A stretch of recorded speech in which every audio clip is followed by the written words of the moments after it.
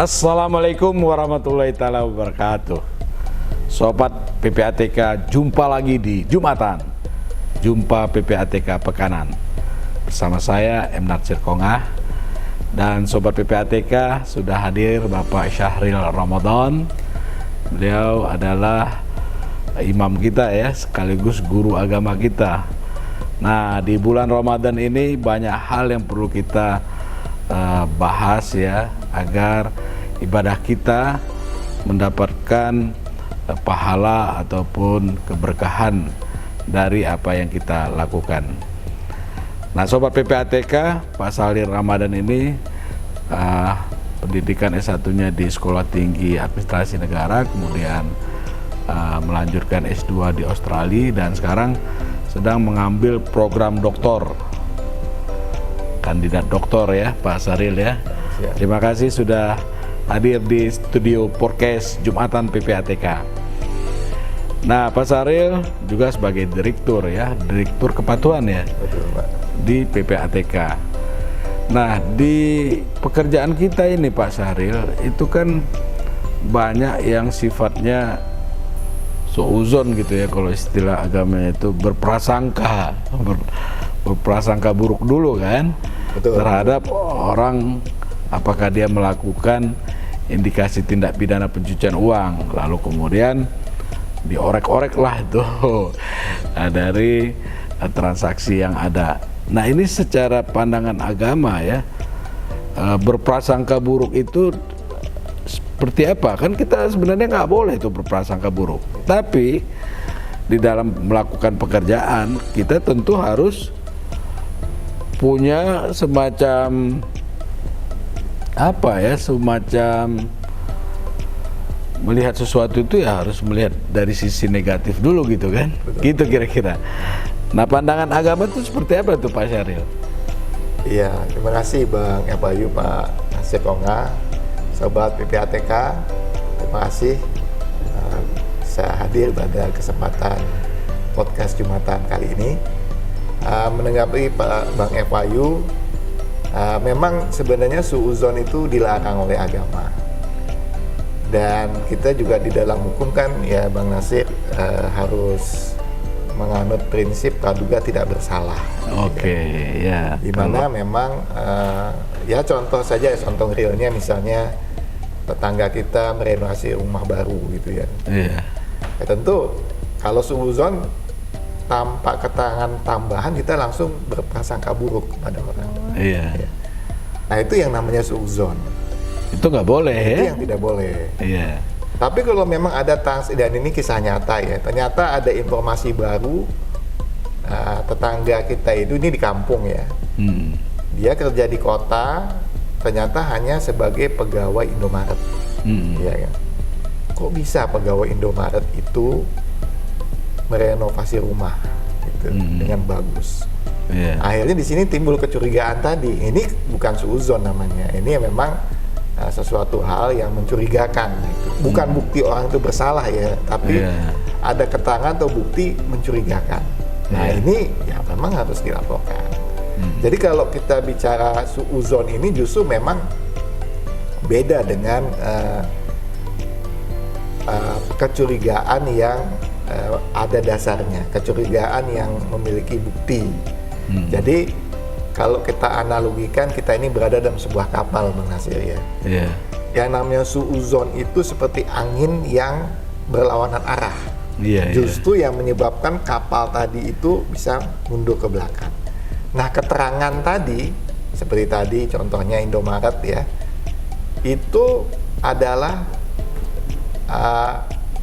alat navigasi kita. Iya. Ya. Kemudian kemudinya itu adalah pelaporan yang baik Dari penyedia jasa keuangan. dari penyedia jasa keuangan. Nah, jadi kalau kita menerima informasi itu seperti kita dapat alat navigasi sehingga kapal kita ini bisa berjalan, walaupun memang kalau kita analogikan kapal di laut itu ada karangnya. Iya. Nah, karang itu yang korupsi tadi gitu ya. Jadi jangan sampai juga kita salah jalan nih menubuh karang itu ya korupsi tadi. Tapi kalau suuzon tadi angin yang berlawanan arah. Jadi kalau misalnya seseorang itu belum tanpa keterangan atau bukti yang memadai sudah curiga, itu memang justru membuat buruk rezim APU PPT ini. Di kapal tadi bukannya maju ke depan, malah mundur ke belakang. Atau bisa oleng dan tenggelam untuk kapal gitu. Iya, iya. Jadi memang yang kita perlukan ini adalah bukan suuzon, tapi suatu kecurigaan yang memiliki dasar, memiliki keyakinan, memiliki bukti yang memadai, sehingga menyebabkan kapal APU PPT ini bisa berjalan terus ke depan mencapai tujuannya. Jadi atas dasar kecurigaan itu memulailah proses selanjutnya gitu ya. Betul, Artinya betul. dari informasi yang diterima oleh PPATK dari penyedia jasa keuangan, informasi itu diolah dan ada indikator-indikatornya kan. Betul. Jadi semua itu nggak lalu menganggap dari laporan yang ada itu orang melakukan kesalahan. Kan nggak seperti itu ya. Betul. Prosesnya panjang ya. Panjang. Nah, itu gimana itu Pak Syahril? Proses yang dilakukan setelah PPATK menerima laporan dari penyedia jasa keuangan, penyedia barang dan jasa ya. Banyak tuh ya, kalau penyedia barang dan jasa itu ada pihak pelapornya ada banyak tuh ya, termasuk properti, agen properti ya, dealer mobil dan lain-lain. Kalau penyedia jasa keuangan ada bank, insuran, pasar modal. Betul. Gitu ya, itu ribuan tuh ya pihak pelapor yang menyampaikan laporan kepada PPATK. Iya. Nah, indikatornya apa itu Pak Syahril? Supaya kita tidak terperangkap pada suuzon tadi. Iya.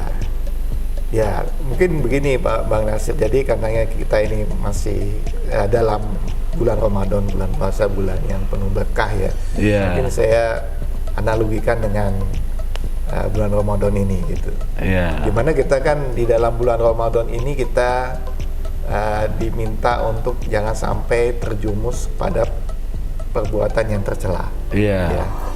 Jadi misalnya kita jangan sampai tadi suuzon, jangan sampai kita ini melakukan korupsi atau melakukan tindak-tindak pidana. Nah, itu kan perbuatan yang tercela. Nah, kalau TPPU-nya itu bagaimana gitu? Iya. TPPU-nya itu adalah jangan sampai penyedia jasa keuangan ini terlibat dalam pencucian uang. Iya, iya. Ya. Nah, dia harus perbuatannya itu seperti apa? Ya tentu dia harus supaya dia tidak terjerumus dalam pencucian uang, maka dia harus melakukan yang namanya know your customer, melakukan identifikasi, melakukan verifikasi maupun pemantauan.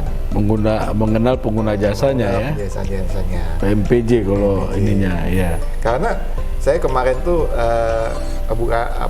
pernah menghadiri suatu workshop ya.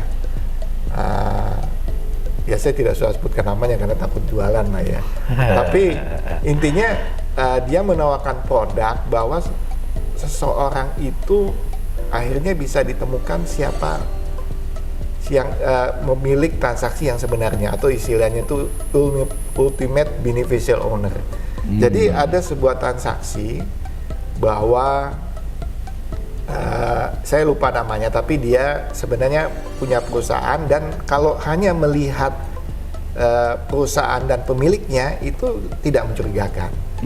Nah kemudian di sini perusahaan tadi memiliki agent ya, memiliki intel istilahnya, bahwa si pemilik saham tadi itu memiliki NPO, memiliki yayasan lah kalau di Indonesia itu ya, non-profit organization, non-profit organization di Belgia, yang ternyata dia bertindak sebagai pengurus dengan seseorang lain yang orang lain ini adalah terlibat tindak pidana. Jadi memang kaitannya nggak langsung, hanya dia itu sebenarnya menjadi pengurus yayasan dan pengurus yayasan yang lain ini pelaku tindak pidana, sehingga dapat disimpulkan dia memiliki hubungan. Nah itu yang harus dilakukan oleh orang ya, artinya di samping juga ya sebenarnya kalau kita analogikan lagi dari sisi puasa ini kan kita menahan lapar dan haus ya. Iya. Nah hikmah dari menahan lapar dan haus ini kan di bulan puasa ini kita menahan hal yang halal, ya kan? Sebenarnya kita boleh makan minum. Ya. Halal ya. Halal. tapi Itu. kita tahan, ya. Apa maksudnya? Supaya nanti di luar bulan Ramadan, kalau di bulan Ramadan saja yang halal ini kita bisa tahan, apalagi Yang haram. Iya, itu kan sebenarnya gitu ya. Iya. Ya. Nah, jadi di sini kita itu berusaha seperti tadi melakukan tidak melakukan tindakan-tindakan yang menjerumus ke tindak pidana. Karena kalau misalnya orang itu tidak tindak pidana, kan pencucian tidak ada. Jadi itu sama, halal haram itu di situ. Halalnya ini adalah ya kalau kita analogikan tindak pidananya. Kalau halal saja tidak dilakukan, haramnya kan nggak dilakukan. Gitu. Dari fakta cerita terkait dari beneficial owner ya, orang di belakang dari tindak kejahatan tadi itu, apa yang dilakukan oleh pengurus yayasan tadi? Jadi pengurus yayasan tadi sebenarnya ada transaksi-transaksi ke banyak pihak. Oke. Ya. Tapi kan kemampuan dari bank ataupun di sini penyedia jasa keuangan itu tidak sampai ke situ kan. Atau tidak menjalankan kewajibannya sebagaimana mestinya. Enggak, jadi banknya tadi akhirnya melaporkan hanya dengan informasi yang valid tadi, bahwa perusahaan ini dimiliki seseorang yang orang itu adalah pengurus dari satu yayasan yang pengurus lainnya adalah dia khawatirkan gitu. Iya, dia khawatirkan. Dan memang akhirnya kalau nggak salah kesimpulan akhirnya itu memang ternyata terkait tindak pidana, tapi tidak hanya di bank itu, digabung-gabung dengan oleh FIU dengan transaksi-transaksi yang lain, memang akhirnya memang terkait dengan tindak pidana akhirnya. Gitu. Tindak pidananya apa itu? Ya kalau kasus yang itu terkait dengan perdagangan senjata ilegal. Oke. Senjata ilegal. Dan itu terkait dengan di dalam negeri atau di luar negeri itu kasusnya? Di luar negeri. Di luar negeri ya. Saya sih pengen ngasih tahu negaranya, tapi takutnya. Iya, gitu. tidak. Oke, karena ini masih berproses dia hepataris ya. Betul. Tapi di sini juga kalau kita kaitkan lagi dengan puasa, ada satu hikmah lain Bang Nasir itu. Iya. Karena kan bulan puasa ini mengajarkan kita untuk menahan lapar dan haus, dan kita ada hikmah juga Bang Nasir, bahwa kita harus paham bahwa alhamdulillah kita ini nanti pada waktu maghrib insya Allah ada buka puasa gitu. Padahal kan banyak orang yang setiap hari dia lapar dan haus gitu. Ya mudah-mudahan lah makan siang bersama ini bisa terrealisasi ya Bang Nasir ya gitu ya.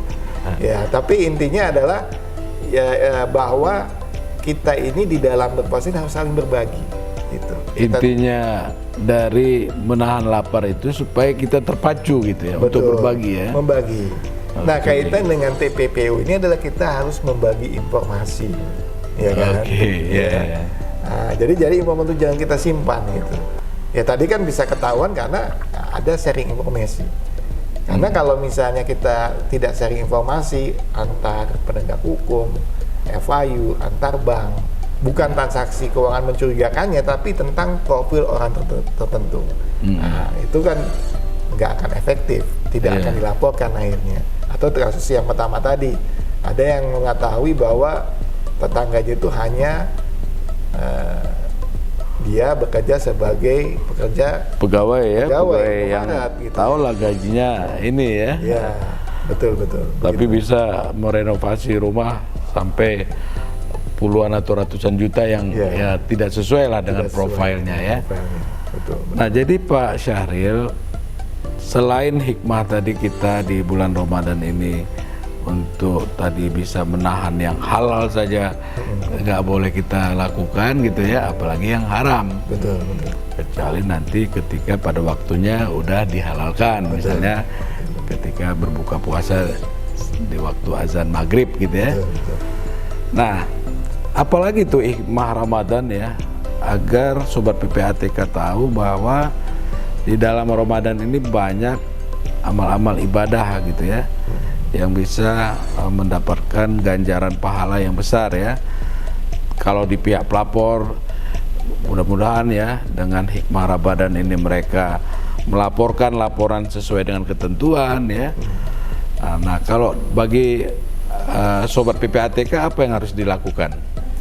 Iya, ini kita dihubungkan dengan statistik Bang Nasir ya, bahwa dari sekitar 38.000 pihak pelapor yang terdaftar di GoML yang sudah melapor ke PPATK itu mungkin jumlahnya sekitar 3.000-an, hanya 3%-an lah gitu. Oh, baru 3% ya? 3%. Nah, bulan puasa ini kan buat bulan untuk melatih diri.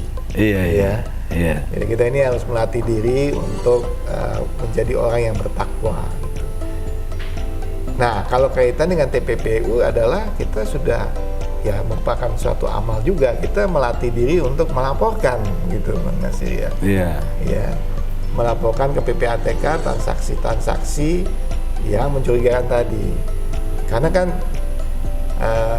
ada juga banyak pihak pelapor yang sudah memiliki asumsi bahwa ya di penyedia jasa kami itu kayaknya nggak ada pidana lah gitu. Ya. Belum apa-apa udah sudah ya tadi merasa itu ya. Itu bukan seuzon kalau itu ya. Itu justru yang sebenarnya kalau dari sisi TPP justru seuzon gitu kan. Iya.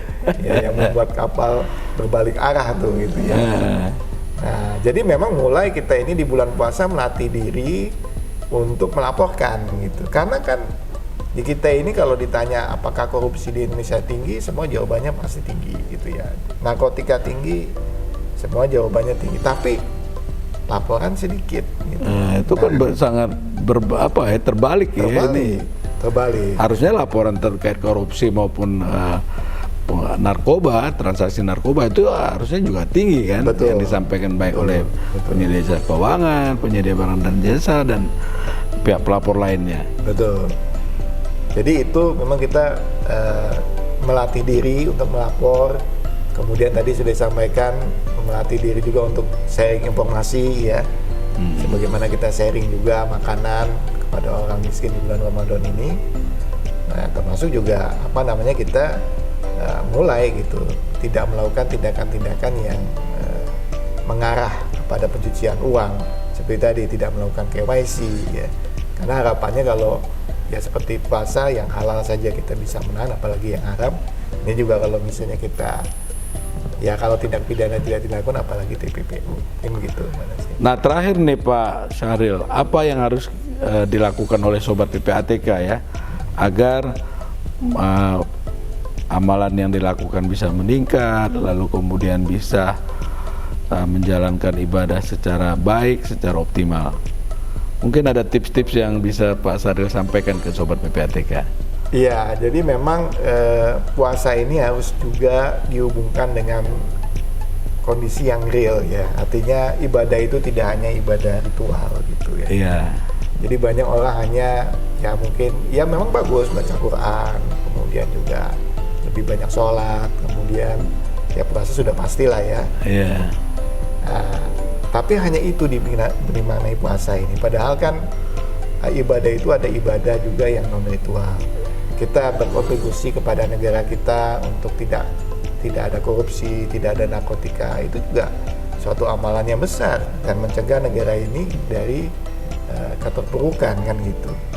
Nah itu yang juga merupakan amalan yang ya jangan orang hanya melihat dari ibadah ritual saja ya, tapi bahwa ibadah non ritual itu juga sangat penting gitu.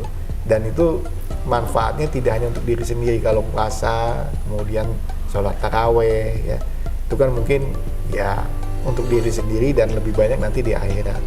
Tapi kan kalau ibadah non ritual, kita berpartisipasi untuk melapor, kemudian juga mencegah TPPU, tidak hanya dirasakan oleh kita sendiri, dirasakan tapi bersama oleh masyarakat secara luas ya. Terima kasih Pak Syahril Ramadan ya, informasinya memberikan kesejukan ya, dan mudah-mudahan juga membangkitkan semangat dari pihak pelapor maupun sobat PPATK untuk beramal lebih baik dan lebih baik lagi. Nah, sobat PPATK, yang halal aja kita dilarang di bulan Ramadan ini, apalagi yang haram. Nah, proses pelatihan-pelatihan selama di bulan Ramadan ini semoga nanti dan seterusnya menjadi kebiasaan baik ya buat kita agar terhindar dari tindak laku yang negatif ya. Misalnya terhindar dari tindak pidana pencucian uang ya, jauh dari korupsi, jauh dari penggunaan narkoba dan lain-lain. Oke Sobat PPATK, jumpa lagi kita di Jumatan. Jumpa PPATK Pekanan. Kalau bersih, kenapa harus risih?